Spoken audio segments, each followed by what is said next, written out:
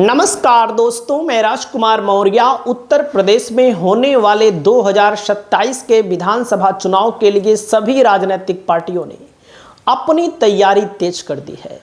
इस वीडियो में आप सभी साथियों को बताने जा रहे हैं कि बहुजन समाज पार्टी से कौन कौन से नेताओं का टिकट कन्फर्म हो गया है, प्रत्याशी प्रभारी के तौर पर तैनात कर दिए गए हैं और मजबूत लोग तैनात किए गए हैं। हकीकत बात यही है। मैं आपको बताना चाहूंगा, बसपा 2022 की अपेक्षा में 2027 में अच्छा प्रदर्शन करेगी। बहुत बड़ी बात नहीं बोलूंगा, क्योंकि बोलना चाहिए उतना जो वास्तविकता हो। जैसे जैसे बसपा का ग्राफ बढ़ेगा वैसे वैसे हम अपनी बात को रखेंगे। और मैं आप सभी साथियों को बताना चाहूंगा, बहुजन समाज पार्टी की सुप्रीमो बहन कुमारी मायावती जी की ओर से आकाश आनंद को पूरी तरह से छूट दी जाएगी, क्योंकि बहन जी की उम्र ज़्यादा हो गई है। इस उम्र में सुरक्षा के दृष्टिकोण से, स्वास्थ्य के दृष्टिकोण से ज़्यादा काम नहीं कर सकती हैं। ये सच्चाई है भाई। 70 साल प्लस कोई अगर हो जाएगा तो कितना काम कर पाएगा। तो आकाश आनंद ऐसे व्यक्ति हैं, ऐसे लीडर हैं जो अपने समाज के साथ साथ अन्य समाज के लोगों को जोड़ सकते हैं, अपने समाज के लोगों को। क्योंकि आकाश आनंद से, बहन कुमारी मायावती जी से, खास करके दलित समाज, पिछड़ा समाज, जो भी कानून व्यवस्था में यकीन रखता है, जो भी बसपा की सरकार को देखा है, वो कुछ भी हो, बसपा भले एक सीट पाई 2022 में, 2024 में खाता नहीं खुला, लेकिन वो कहता है कि अगर कोई सरकार थी तो अच्छी सरकार बसपा थी। बाकी तो योगी भले कहते हैं हमारा बुलडोजर चलता है, गुंडी गुंडा यहाँ पर है, जो शरण में चला जाता है बीजेपी के, उसके ऊपर कुछ नहीं होता है। बाकी तो आप सब जानते ही हैं, हमें कहने की कोई ज़रूरत नहीं है। तो प्रत्याशियों में पहला नाम देखो, एकदम साफ बता रहा हूँ, आप देखिएगा, संडीला विधानसभा है दोस्तों। समाजवादी पार्टी और भारतीय जनता पार्टी और बसपा का त्रिकोणीय मुकाबला होगा। और यहां पर पिछली बार दोस्तों अब्दुल मन्नान दूसरे नंबर पर थे, तीसरे नंबर पर नहीं थे। बसपा यहां पर 60-65 हजार वोट प्राप्त की थी, और यहां पर वो लड़ी थी पियरका वाली पार्टी। पियरका कौन है? ओम प्रकाश राजभर, उनका 20,000 वोट मिला था। तो बसपा यहां 2 नंबर पर थी। यहाँ समाजवादी पार्टी लड़ाई में है ही नहीं संडीला विधानसभा क्षेत्र में। हकीकत यही है। अब सपा वाले देखेंगे वीडियो तो कहेंगे अभी तक सपा का गुणगान कर रहा था, अब बसपा गुणगान करने लगा। अरे मेरे भाई, जो सही है वही तो बोलूँगा। संडीला विधानसभा रिजल्ट 2022 चेक कर लो गूगल पे, पता लग जाएगा सपा कितनी लड़ाई में थी। हम झूठ नहीं बोलते हैं दोस्तों।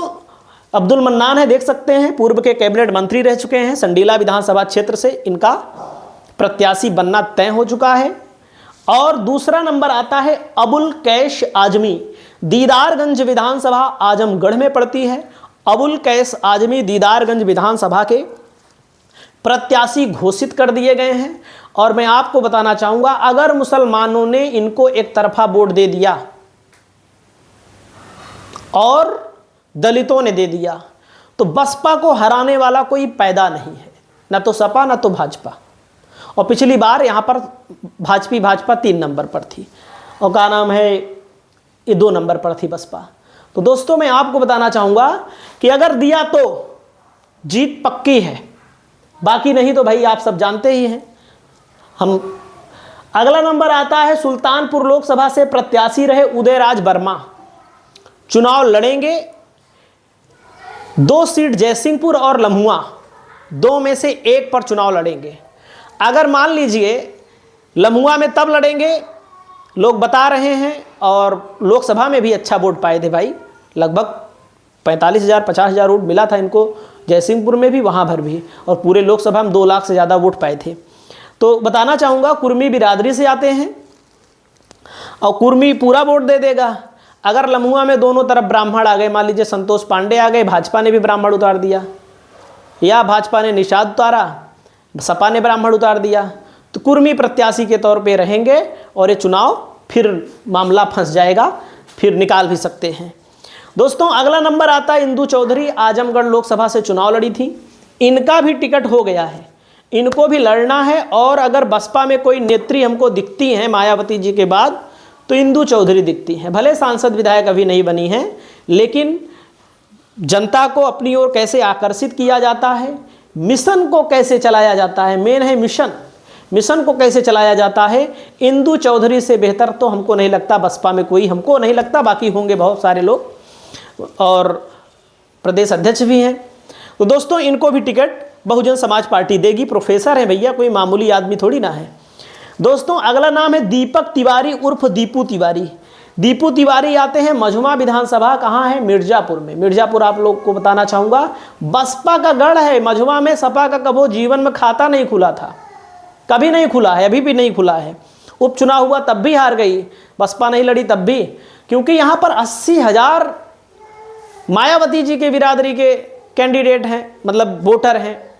बिंद 2 नंबर पर हैं, लगभग 60-60,000। यहाँ पर 60-65,000 ब्राह्मण हैं, 40-45,000 मौर्या हैं। ये 4 आबादी सबसे ज़्यादा है। तो बीजेपी और समाजवादी पार्टी के बीच बिंद और मौर्या वाला खेल चलेगा। अगर ब्राह्मण समाज अपना विधायक बनाना चाहेगा तो, वैसे तो ब्राह्मण समाज को आप सब जानते हैं कि बीजेपी का कोर वोटर है, और चाहे भाई मारो चाहे गरियाओ, बीजेपी चाहे जो करे उसको वोट देते हैं लोग। लेकिन अब जो हवा बन रही है उससे लग रहा है कि कुछ ना कुछ, जहाँ पर लोगों को लग रहा है यार हमारी बिरादरी वाला प्रत्याशी विधायक नहीं बन पा रहा है, तो हो सकता है दीपू जी मेहनत करें, लोगों के बीच में जाएं, हाथ गोड़ जोड़ें, तो इनका भी काम बन सकता है। अगर लोग चाहेंगे तो हकीकत यही है, दलित तो देगा ही। बसपा का 60,000 50,000 वोट पक्का गिरेगा, यहाँ पर 50,000 60,000 वोट बसपा का गिरेगा। दीपू तिवारी जी अगर 25-30 वोट अपने समाज वालों को ला पाए तो विधायक बनने से कोई रोक नहीं पाएगा। फिर ये सच्चाई हकीकत है। अब यही आएगा कि नहीं, इस पर हमें थोड़ा सा डाउट है, हालांकि आ सकता है, ऐसा नहीं है। हाफिज भारती हैं, इन्होंने भी अभी हाल फिलहाल में ज्वाइनिंग की है, इनको भी टिकट मिलने की पूरी उम्मीद बताई जा रही है। हालांकि इनकी विधानसभा के बारे में अभी जानकारी हमको नहीं है, जैसे जानकारी होगी वैसे हम आपको देने का कष्ट करेंगे। देख सकते हैं दोस्तों। और अगला नाम है तालिब नजीब कोकब, कुर्सी विधानसभा क्षेत्र से। इनको बहुजन समाज पार्टी मैदान में उतार सकती है। कुर्सी विधानसभा में बताया जाता है कि करीब लाखों की संख्या में मुस्लिम आबादी है, मुस्लिम और दलित। लेकिन गूगल पे सर्च करेंगे तो बताएगा 50,000। गूगल वाला झूठ बोलता है, क्योंकि बहुत पहले पुराना आंकड़ा भी है। उसके अलावा मैं बताऊं, जो लोग टाइप करते हैं वो लोग भाई अगर 1 लाख है तो 50,000 लिख सकते हैं। जो लिखा गूगल क्या बताता है, जो लोग लिखते हैं वही बताता है, गूगल अलग से थोड़ी लेकर आता है कहीं से। दोस्तों अगला नंबर आता है, देखो बहन जी का आशीर्वाद इनको मिला है।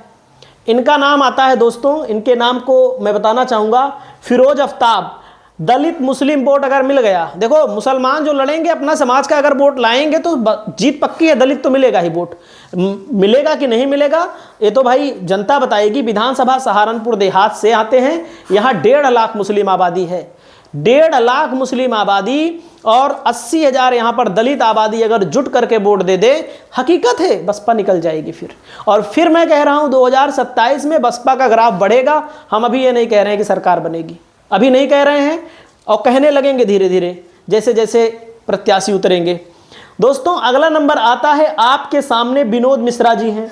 मुंगराबाद शाहपुर विधानसभा है जौनपुर जिले में। यहाँ पर कुर्मी प्रत्याशी सपा भी देगी, कुर्मी प्रत्याशी भाजपा भी देगी। कुर्मी की लड़ाई होगी। अब विनोद मिश्रा जी का दलित का वोट पक्का है, ये भी अपने समाज का अगर वोट लेकर चले आए, क्योंकि हर समाज के लोग चाहते हैं कि हमारे बिरादरी के भाई विधायक बने। अब इनके समाज के लोग इनके ऊपर विश्वास अगर करें, भाजपा के ऊपर विश्वास ना करके, तो जीत सकते हैं, ये हकीकत है। क्योंकि 2 लड़ाई में कभी तीसरा बाजी मार जाता है। अगला नंबर आता है दोस्तों, इंदु चौधरी का नाम मैंने आपको बता दिया, बार बार नहीं। अगला नंबर आता है दोस्तों, मिल्कीपुर विधानसभा है, जहां से अवधेश प्रसाद का लड़का लड़ा था उपचुनाव। अवधेश प्रसाद विधायक बने थे, सांसद बने, उपचुनाव हार गए, इनको टिकट दिया गया था, आपको पता होगा। देखो विधानसभा प्रभारी इनको बना दिया गया है, प्रत्याशी मिल्कीपुर के थे। तो बसपा ने कहा हम चुनाव नहीं लड़ेंगे, तो भाजपा ने उस सीट को फिर जीता। अगला नंबर, आखिरी नंबर, इसको मुझे पहले बताना चाहिए था, मीर हादी अली यहाँ लिखा है।